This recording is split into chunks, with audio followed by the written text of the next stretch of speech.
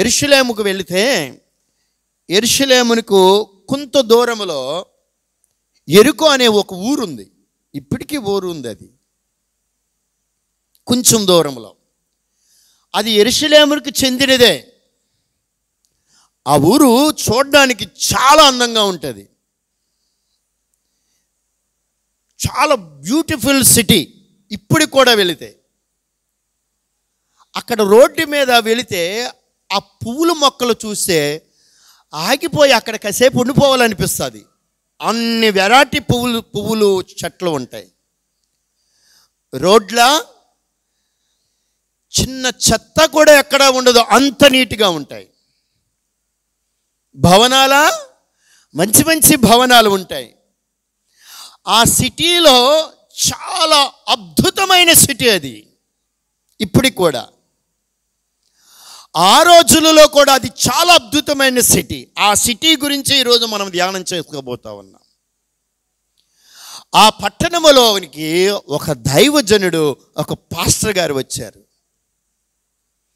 Pastor గారు ఇలా అడుగు పెట్టగానే ఊరిలో ఉన్న ప్రజలందరూ వచ్చేసారు. అది చిన్న ఊరే, చిన్న దేశమే, చిన్న పట్టణమే, చిన్న సిటీయే, పెద్ద సిటీ ఏమీ కాదు.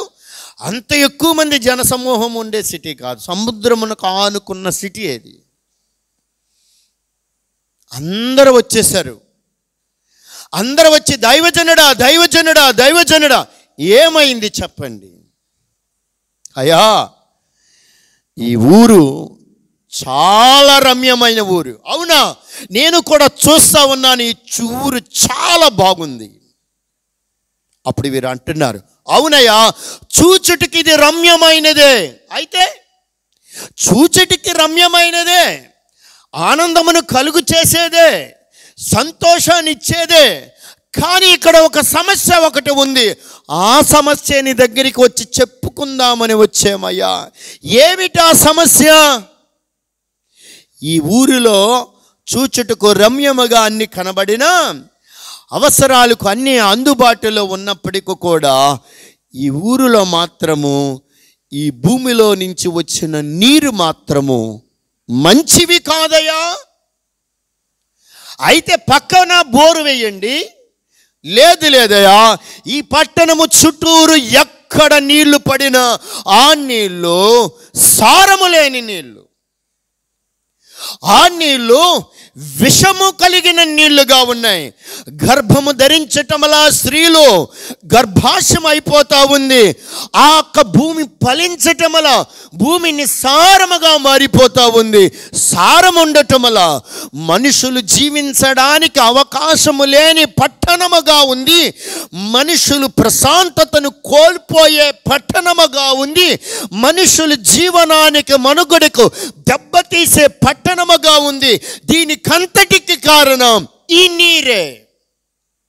ఈ నీళ్లు మంచివి కాదు. నీవేదైనా చెయ్యగలుగుతావా మా బ్రతుకులు మారడానికి? నీవేదైనా చెయ్యగలుగుతావా భూమి పంట పండడానికి? నీవేదైనా చెయ్యగలుగుతావా ఈ దేశంలో ప్రతి ఒక్కరూ సంతోషంగా ఉండడానికి? సారము లేని బ్రతుకులు బ్రతుకుతున్నామయ్యా, సంతానము లేని బ్రతుకులు బ్రతుకుతున్నామయ్యా, సంతోషము లేని బ్రతుకులు బ్రతుకుతున్నామయ్యా. మమ్మల్ని పట్టించుకునే నాదుడు లేడయ్యా అని వాపోతూ బ్రతిమలాడుతూ కన్నీరు కారుస్తూ ఆ దైవజనుడి దగ్గరికి వచ్చారు. వినండి, అటువంటి పరిస్థితులు మన జీవితాలలో ఇప్పటికీ ప్రజెంట్ ఇక్కడ ఉన్న ప్రజల జీవితాల్లో ఉన్నాయి. దాన్ని మీకు అర్థమయ్యేలాగా చెప్తాను, జాగ్రత్తగా వినండి. ఆ దైవజనుడు ప్లేసులో మనం ఎవరిని ఉంచాలంటే ఆ దేవునిని ఉంచాలి. ఆ దేవునిని ఉంచాలి. ఆ దేవుడిని ఎందుకు ఉంచాలంటే ఆ దేవుడే ఈ భూమిని కలుగు చేసినవాడు. ఆ దేవుడే నీ మనుగడను ఈ భూమి మీద జీవించేటట్లుగా చేసినవాడు. ఆ దేవుడే ఈ శరీరములో ప్రతి అవయవాన్ని కూడా ఏర్పాటు చేసి పనిచేసేటట్లుగా చేసినవాడు. ఆ దేవుడేనండి ఈరోజు నిన్ను సజీవులమైన దేశములో, నన్ను సజీవులమైన దేశములో బ్రతికించాడు ఆ దేవుడు. అందుకనే ఆయనకే చెప్పాలి ఏమని? ప్రభువా, నిస్సారమైపోయిందయ్యా నా బ్రతుకు. ఈరోజు చాలామంది జీవితాల్లో ఫలింపలేని జీవితాలు ఇక్కడ కనబడతా ఉన్నాయి. చాలామంది జీవితాలలో శాపకరమైన జీవితాలు ఇక్కడికి కనబడుతూ ఉన్నాయి.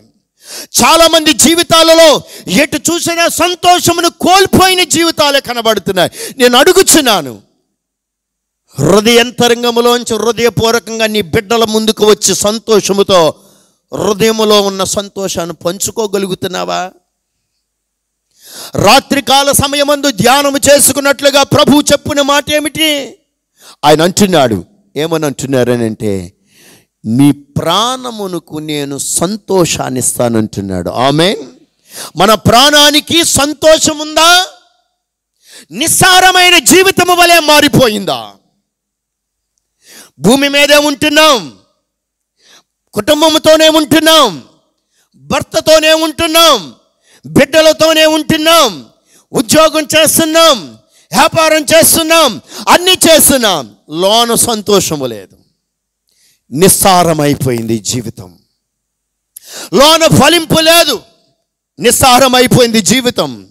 లోన దుఃఖం, కన్నీరే. ఏదైనా కదిపితే బడబడా కన్నీరు కళ్ళల్లో నుంచి వచ్చేస్తున్నాయి. సంతోషము లేని జీవితాలు వలె ఒకవేళ ఇక్కడ కూర్చున్నారేమో, నా ప్రభువారు దానికి సొల్యూషన్ ఇవ్వడానికి ఇష్టపడుతున్నాడు. దానికి పరిష్కారాన్ని ఇవ్వడానికి ఆయన ఇష్టపడుతూ ఉన్నాడు. నిన్ను విడిచిపెట్టే దేవుడు కాదు. మరలా నీ హృదయములో మునుపటి కంటే అధికమైన సంతోషాన్ని నా ప్రభువారు నీకు ఇవ్వడానికి నా ప్రభువారు నిన్ను ఇక్కడికి తీసుకుని వచ్చాడు.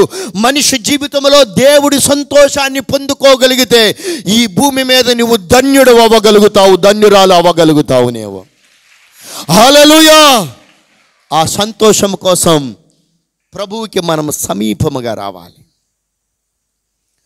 ఆ దేశానికి సంతోషము లేదు, ఆ దేశ ప్రజలకు సంతోషము లేదు. ఎందుకంటే ఆ నీరు మంచివి కాదు. రెండో మాట చెప్తాను, జాగ్రత్తగా వినండి. నీలో ఏ చెడ్డది కనబడుతూ ఉంది, ఏ మంచితనము లేని స్థితి కనబడుతూ ఉంది, అది నీకే తెలుసు. ఏదైతే మనలో ప్రతిసారి బాధించుచున్నదో, ఏదైతే ప్రతిసారి మనలను ఇబ్బందిని కలుగు చేస్తుందో, ఒక్క మాటలో చెప్తాను, ఏదైతే నీ సంతోషాన్ని దూరం చేస్తుందో, నీ సంతోషమునకు దగ్గరగా కాకుండా సంతోషాన్ని దూరం చేస్తుందో, దాన్ని వదులుకుంటే మంచిదేమో. నీ హృదయానికి ఏది సంతోషాన్ని ఇస్తుందో దాని దగ్గరికంటే వెళ్ళండి. ఇంకో మాట చెప్పనా, నీ హృదయానికి ఎవరు సంతోషాన్ని ఇస్తున్నారో వారి దగ్గరికి వెళ్ళండి. వారితో కాసేపు మాట్లాడుతుంటే ప్రశాంతంగా ఉంటుందండి.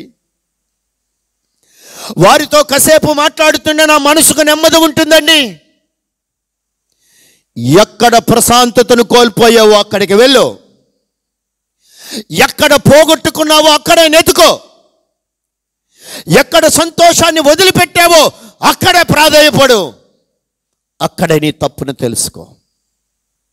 ఒక మాట చెప్తాను విను, సంతోషానికి మాత్రము దూరంగా ఉండమాకు. సంతోషం లేకపోతే ఏం జరుగుతుందో తెలుసా? మానసికమైన రోగివైపోతావు. మానసికమైన రోగివైపోతావు. ఏ భార్యతో సంతోషంగా కాసేపు మాట్లాడు. బిడ్డలు నీ కళ్ళ ముందు కనబడుతున్నప్పుడు వారితో కాసేపు మాట్లాడు. నేను అడుగుచున్నాను, నీ పిల్లలు చిన్న పిల్లలైతే ప్రక్కన పంచం మీద పండుకొని ప్రక్కన పడుకోబెట్టుకొని ఆ గుండెల మీద పడుకోబెట్టుకొని మాట్లాడుతున్నావా? అది ఎంత సంతోషం ఇస్తుందో తెలుసా? ఈరోజు ఆధునిక ప్రపంచకములో పరుగులెత్తుతూ ఉన్నారు. రోజు ఆ పిల్లలు ఆ స్కూల్కి పరిగెత్తడం, రావటం, వారు వర్కులు చూడడం, వారిని పడుకోబెట్టడం. తండ్రి ప్రేమ ఎక్కడ ఉంది? తల్లి ప్రేమ ఎక్కడ ఉంది? ఒకరోజు పెద్దవారైన తర్వాత నీ ప్రేమకు వారు దూరం అయిపోతే వేరే ప్రేమను నెతుక్కుంటారు వారు. నువ్వు పెద్దగా ప్రదర్శించక్కర్లా, తల్లిగా తండ్రిగా నీ పిల్లల కోసం నువ్వు ప్రేమను చూపించు చాలు. అది నీ ధర్మం. ఎందుకు ఆ మాట చెప్తున్నానో తెలుసా? అక్కడి నుంచి నువ్వు సంతోషాన్ని పొందుకోగలుగుతావు. నీ కూతురుతో మాట్లాడు, నీ కొడుకుతో మాట్లాడు, నీ బిడ్డలతో మాట్లాడు. ప్రతి అవసరత కోసము నీ యొక్క భర్త భార్యతో కలిగిన మాట్లాడుతూ ఉండు. నీ హృదయంలో సంతోషాన్ని పుట్టించబడగలుగుతుంది. అది మరి ముఖ్యంగా ప్రభువుతో మాట్లాడే అనుభవంలోనికి రావాలి. నేను ముందుగా వీరి కోసం ఎందుకు చెప్పానంటే, వీరితో సమాధానం లేకుండా దేవుడితో ఏం సమాధానం పడతావు? ముందు మీ ఆనందమును తక్కువగా చేస్తూ ఆనందమును దూరం చేస్తున్నా, అది ఏ సందర్భంలోనే అయినప్పుడు కూడా, ఆ సందర్భం ఏది అయినప్పుడు కూడా అది ఎక్కడ లోపముందో అని సరి చేసుకొని, ఆ లోపాన్ని సరి చేసుకొని అక్కడికి వెళ్ళి మరలా సంతోషాన్ని పొందుకోవాలి. లేదా మానసికమైన రోగిష్ఠులమైపోతాం. హృదయంలో సంతోషం ఉండాలి. ఇంకో మాట చెప్పిన, నువ్వు పని చేస్తున్నావా, ఆ పనిలో సంతోషాన్ని పొందుకోవాలి. నువ్వు చేతి పని చేసినా, ఉద్యోగం చేసినా, వ్యాపారం చేసినా, దేవుడు నీకు ఏది ఇచ్చినా దానిలో సంతోషాన్ని వెతుక్కోవాలి. నీవు అప్పుడే చేసిన పని సక్సెస్ఫుల్ అవుతుంది. ఈరోజు చెయ్యాలా నేను పని, ఈరోజు వంట చెయ్యాలా నేను, ఈరోజు ఉద్యోగానికి వెళ్ళాలా నేను, ఈరోజు నేను ఈ పనిలోనికి వెళ్ళాలని ఒక ప్రశ్న అనేది నీ హృదయంలోనికి రాకూడదు. దేవుడు నీకు ఏ పని అప్పగించినా ఆ పనిలో సంతోషంగా దానిని చెయ్యాలి. అది పొద్దున అడగాలి, ఈరోజు నేను చేసే పనిలో సంతోషాన్ని ఇవ్వండి. ఓ మాట చెప్పున, నువ్వు చేసే పనిలోనే నీకు తృప్తి లేకపోతే మానసికమైన రోగిష్టి అయిపోతావు. నువ్వు చేసే పనిలో తృప్తి ఉంటే నువ్వు చేసే పని దగ్గర నుంచి ఐశ్వర్యవంతుడుగా దేవుడు నిన్ను మార్చగలుగుతాడు ఆయన. ఆమె ఎందుకంటే చేసే పనిలో సంతోషంగా చేసే అది సక్సెస్ఫుల్ అవుతుంది. ఎప్పుడు నాకు ఇదే బ్రతుకు, నేను ఇదే పని చేసుకోవాలి, ఎప్పుడు నాకు ఇదేనా అనే మాటను నీ నోట నుంచి రాకూడదు. దేవుడు నీకు ఏది అప్పగించినా, అది ఉద్యోగమైనా, అది వ్యాపారమైనా, అది నీ చేతి పని అయినా, అది ఎక్సెట్రా ఏదైనా, గృహిణిగాని ఉన్నా, అది ఇంటికాడ నువ్వు చిన్న పనులు చేసినా, ఏ పని చేసినా ఆ పనిలో తృప్తిని వెతుక్కోవాలి. అది ప్రభు దగ్గరికి వెళ్ళి ఉదయమనే అడగాలి.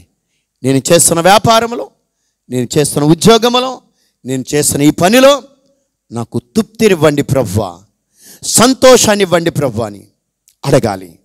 అది నీకు ఆశీర్వాదకరంగా దేవుడు మారుస్తాడు. ఆమేన్. అది ఐశ్వర్యకరంగా దేవుడు మారుస్తాడు. ఆమేన్. అది నీకు సంతోషకరంగా దేవుడు మారుస్తాడు. ఆమేన్.